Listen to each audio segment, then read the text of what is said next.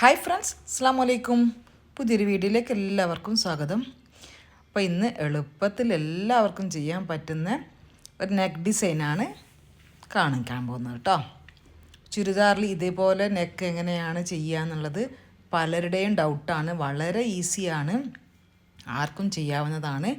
Canvas വെച്ചും ചെയ്യാം, canvas വെക്കാതെയും ചെയ്യാം കേട്ടോ. അപ്പോൾ ക്യാൻവാസ് വെച്ചിട്ടുള്ള രീതിയാണ് ഞാൻ കാണിക്കുന്നത്. ലേസ് വെക്കുന്നില്ലെങ്കിൽ പകരം സെയിം കളറിൽ പ്ലെയിൻ തുണി കൊടുക്കാം, അല്ലെങ്കിൽ പാൻറ്റിൻ്റെ പീസ് കൊടുക്കാം. അതൊക്കെ നമ്മളെ ഇഷ്ടത്തിനനുസരിച്ച് നമുക്ക് ചെയ്യാം. ഇപ്പം ഞാനിതിൽ എൻ്റെ കയ്യിലുണ്ടായിരുന്ന ഈ ഒരു കളർ ലേസ് വീട്ടിൽ നിന്നിടാൻ വേണ്ടി കോട്ടൺ ചുരിദാർ മെറ്റീരിയൽ വാങ്ങിയപ്പം ഞാനിങ്ങനെ ഒന്ന് ചെയ്ത് കാണിച്ചു തരാമെന്ന് വിചാരിച്ചു. അപ്പോൾ എവിടുന്ന മെറ്റീരിയൽ വാങ്ങിയെന്ന് ചോദിച്ചാൽ മുക്കത്തെ കളർഫുൾ എന്നാണ് കേട്ടോ.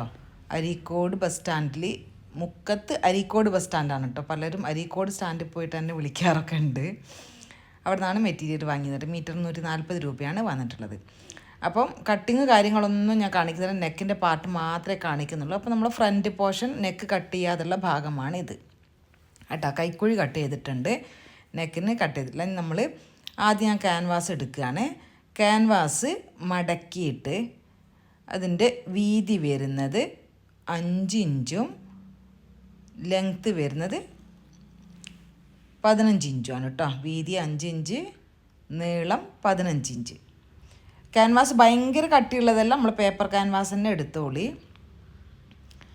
പിന്നെ അതാണ് സൗകര്യം. ഇനിയിപ്പോൾ ക്യാൻവാസ് വെക്കാൻ ഇഷ്ടമില്ലാത്തവരാണെങ്കിൽ ഇതേപോലെ വേറൊരു കഷ്ണം തുണി എടുക്കുക, എന്നിട്ട് ആ തുണി കൊണ്ട് ഈ ക്യാൻവാസിൽ ചെയ്യുന്നത് പോലെ ചെയ്യുക. ക്യാൻവാസ് വെച്ചാലാണ് ഒന്ന് ഫിനിഷ് ഉണ്ടാവുക. കട്ടിയുള്ള ക്യാൻവാസ് ഉപയോഗിക്കാതിരുന്നാൽ മതി, അപ്പം വലിയ ബുദ്ധിമുട്ടൊന്നും ഉണ്ടാവില്ല. അപ്പോൾ അതിൻ്റെ താഴെ നമ്മൾ നെക്കിൻ്റെ വിടുത്ത് ഞാനിതിൽ 3.5 കൊടുത്തിട്ടുള്ളത്. 3.5 വേണമെന്നില്ല, 3 or 2.5 അങ്ങനെയാണ് നിങ്ങൾക്ക് ആവശ്യം, അതിനനുസരിച്ച് ചെയ്യുക. അപ്പം മേലെ വശം ഇവിടുന്ന് ഇങ്ങോട്ടേക്ക് 3.5 എടുത്തു. താഴെ ഇവിടുന്ന് ഒരു 1/2 ഇഞ്ചും കൊടുത്തു. അവിടുന്ന് എല്ലാ വശത്തേക്കും ഓരോ ഇഞ്ച് ഗ്യാപ്പ് ഇട്ടിട്ടാണ് അടുത്ത ലൈനുകൾ കാണുന്നത്, കണ്ടില്ലേ? എന്നിട്ട് ഈ ഒരു ഷേപ്പിൽ ആ ലെങ്ത്ത് 15 ഇഞ്ചിൻ്റെ കണ്ടില്ലേ, ആ 15 ഇഞ്ച് ലെങ്ത്തിൽ നിന്ന് മേലോന്ന് താഴോട്ടേക്ക് 1 ഇഞ്ചിൻ്റെ വ്യത്യാസമാണ്. അപ്പോൾ 14 വരുന്നത്. അത്ര ലെങ്ത്ത് വേണ്ടാന്നുണ്ടെങ്കിൽ കുറയ്ക്കാം കേട്ടോ, നിങ്ങളിഷ്ടം പോലെ. എന്നിട്ട് ആ പീസിനെ ഇങ്ങനെ കട്ട് ചെയ്ത് ഒഴിവാക്കുക. മേലെ എന്തിനാ അങ്ങനെ ഒരു പാർട്ട് വെച്ചതെന്നറിയോ? നെക്കിൻ്റെ വീതി കൂടിപ്പോകാതിരിക്കാനാണ്. അത് നമ്മൾ ഈ ക്യാൻവാസ് ഇതിൽ വെച്ചിട്ട് ഇസ്തിരി ഇട്ട് അതോടെ ഉറപ്പിച്ച് കഴിയുമ്പോൾ പിന്നെ നമ്മൾ കട്ട് ചെയ്ത് പോകുന്നതിൽ പോകും. അല്ലഞ്ഞാൽ ഈ അകലം കൂടിപ്പോയില്ലേ, വി എന്നുള്ള ഷേപ്പിൻ്റെ അകലം കൂടി പോവാതിരിക്കാനാണ് ഇവിടെയുള്ള ഈ പാർട്ട് ആ പീസ് അവിടെ വെച്ചുകൊണ്ട് കട്ട് ചെയ്തത് കേട്ടോ. അല്ലാതെ വേറൊന്നും അതിൻ്റെ പിന്നിലില്ല, അത് നമ്മൾ ആവശ്യമായി വരുന്ന ഭാഗമല്ല. ഓക്കെ, അപ്പം ചുരിദാർ കട്ട് ചെയ്തിട്ട് ബാക്കിയുള്ള വേസ്റ്റ് പീസിലാണ് ഈ ഒരു കഷ്ണം ഈ ക്യാൻവാസ് വെച്ച് ഇസ്തിരി ഇട്ട് കൊടുക്കുന്നത്. ക്യാൻവാസിനെ പറ്റി അറിയാമല്ലോ. ക്യാൻവാസിൻ്റെ ഒരു വശത്ത് പശ ഉണ്ടാവും, ഒരു തിളക്കമുള്ള ഭാഗത്ത് പശ ഉണ്ടാവും. ആ വശം തുണിയിൽ വെച്ചിട്ട് ഇസ്തിരി ഇട്ട് കൊടുക്കുമ്പോഴാണ് അതവിടെ ഉറച്ച് വരുന്നത്. ചിലർ ഇത് പശയില്ലാത്ത ടൈപ്പ് ക്യാൻവാസ് ആണെങ്കിൽ ഫാബ്രിക് ഗ്ലൂ വെച്ചിട്ട് ഒട്ടിക്കുകയൊക്കെ ചെയ്യാം കേട്ടോ. അല്ലെങ്കിൽ ജസ്റ്റ് അവിടെ നിന്ന് വെച്ച് സ്റ്റിച്ച് ചെയ്ത് കൊടുക്കാം. ഈ തുണി ഏതായാലും ഉള്ളിലേക്ക് പോകുന്ന ഭാഗമാണ്. ഇനി ഈ പീസ് തുണിയില്ലെങ്കിൽ വേറെ ഏതെങ്കിലും കളറായാൽ നമ്മൾ ഡ്രസ്സിൽ പുറത്തേക്ക് കാണൂല. അത് പ്രത്യേകം ശ്രദ്ധിക്കാനൊന്നുമില്ല കേട്ടോ. കളറ് ഇതിന് മാച്ചായിട്ടുള്ളൊരു കളറായി കിട്ടിയാൽ മാത്രം മതി. എന്നിട്ട് ഇതിന് ചുറ്റും ഒരു 4 ഇഞ്ചിൽ തുണി വെച്ച് ബാക്കിയുള്ളത് ഈ ഒരു ഷേപ്പിൽ തന്നെ കട്ട് ചെയ്ത് ഒഴിവാക്കുക. മനസ്സിലാവുന്നില്ല എല്ലാവർക്കും? ഇതേപോലെ കട്ട് ചെയ്ത് ഒഴിവാക്കുക. എന്നിട്ട് ഈ പാർട്ട് ഇവിടേക്ക് വെച്ചിട്ടൊന്ന് ഫുള്ളായിട്ട് അങ്ങോട്ട് താഴെ വരെ ആ വി ഷേപ്പിൽ തന്നെ സ്റ്റിച്ച് ചെയ്ത് കൊടുക്കുക. ഒന്നും അങ്ങനെ ബേജാറാവാനുള്ള സംഗതികളൊന്നുമില്ല, ഒരു സംശയത്തിനും ഇടയില്ല. നിങ്ങൾ ഒരു തവണ കണ്ടു കഴിഞ്ഞിട്ട് മനസ്സിലായില്ലെങ്കിൽ ഒന്നുകൂടി വീഡിയോ കാണുമ്പോൾ മനസ്സിലാകുന്നതേ ഉള്ളൂ കേട്ടോ. അപ്പോൾ അതെ, ഞാൻ ഇപ്പോൾ ഇസ്തിരിട്ടൊക്കെ കറക്റ്റാക്കി വെച്ചതാണ്. ഇനി ഈ ഭാഗത്തിനെ സ്റ്റിച്ച് ചെയ്ത് പിടിപ്പിച്ചു. കണ്ട, മടക്കിയിട്ട് സ്റ്റിച്ച് ചെയ്ത് ആ തുണിയിൽ ഉറച്ചു. ക്യാൻവാസ് അവിടെ ഇസ്തിരിട്ടും വെച്ചു.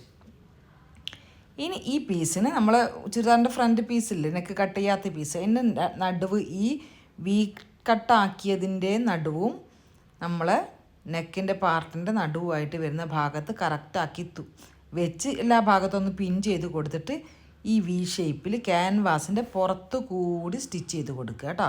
ക്യാൻവാസിന്മേൽ തട്ടരുത്, ക്യാൻവാസിൻ്റെ പുറത്തേ കൂടി മാത്രം സ്റ്റിച്ച് ചെയ്ത് കൊടുക്കുക. ഈ അറ്റത്തെ കൂടി ഇങ്ങനെ തുടങ്ങിയിട്ട് ഇങ്ങനെ അങ്ങോട്ട് സ്റ്റിച്ച് ചെയ്ത് കൊടുത്താൽ മതി. കണ്ടില്ലേ, ക്യാൻവാസിൻ്റെ പുറത്തേ കൂടിയില്ലേ സ്റ്റിച്ച് വന്നത്, അങ്ങനെ അങ്ങോട്ട് സ്റ്റിച്ച് ചെയ്യുക. എന്നിട്ട് അതിൻ്റെ 4 ഇഞ്ച് വിട്ടിട്ട് കട്ട് ചെയ്തിട്ട് ഉള്ളിൽ നിന്ന് ആ ഭാഗം വേസ്റ്റ് ഭാഗം ഒഴിവാക്കി കൊടുക്കുക. കണ്ടോ, വേസ്റ്റ് ഭാഗം ഒഴിവാക്കിയത് കണ്ടില്ലേ.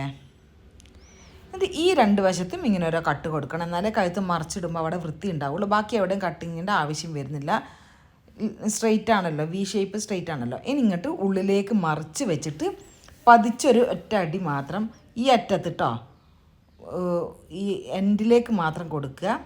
കഴുത്തിൻ്റെ ആ ഭാഗത്തേക്കല്ല, ഇപ്പുറത്തെ സൈഡിലേക്ക് ഇങ്ങനെ വി ഷേപ്പിൽ പതിച്ചടിച്ച് കൊടുക്കുക.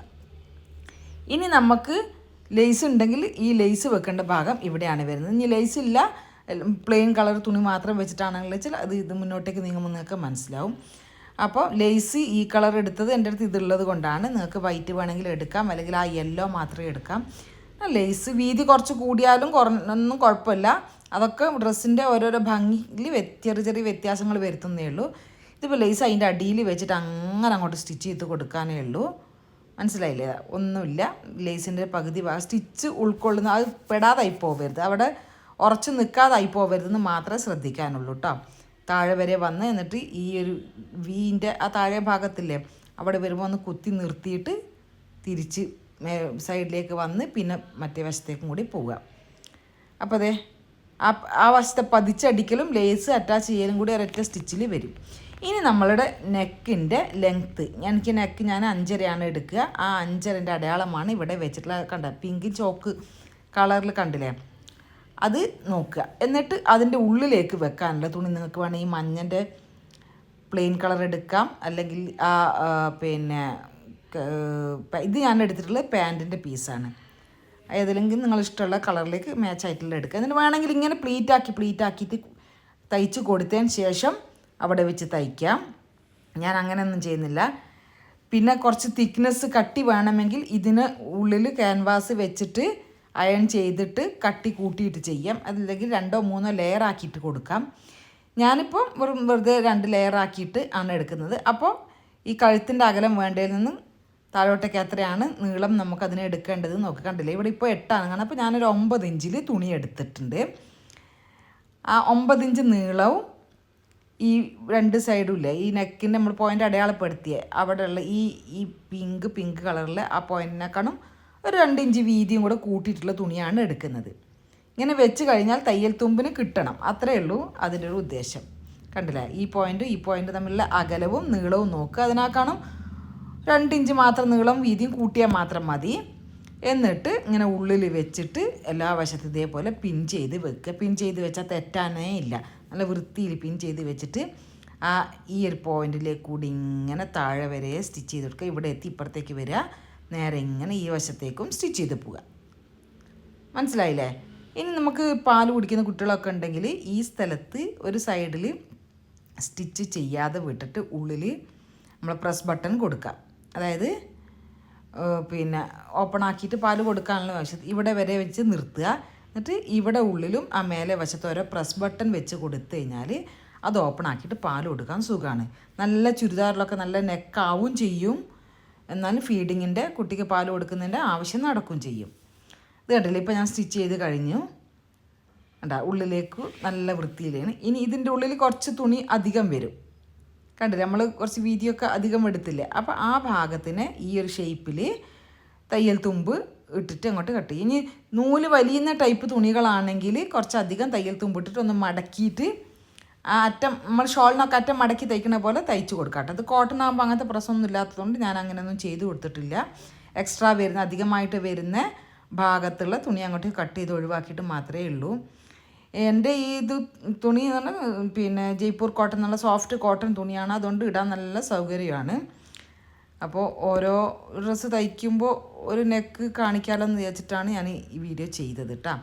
ഇനി നമുക്ക് ബാക്ക് നെക്കിന് പീസ് വെച്ച് തയ്ച്ച് കൊടുക്കുക. എന്നിട്ട് ഫ്രണ്ടും ബാക്കും ഫേസ് ടു ഫേസ് വെച്ചിട്ട് ഷോൾഡർ ജോയിൻ ചെയ്യുക, സ്ലീവ് വെക്കുക.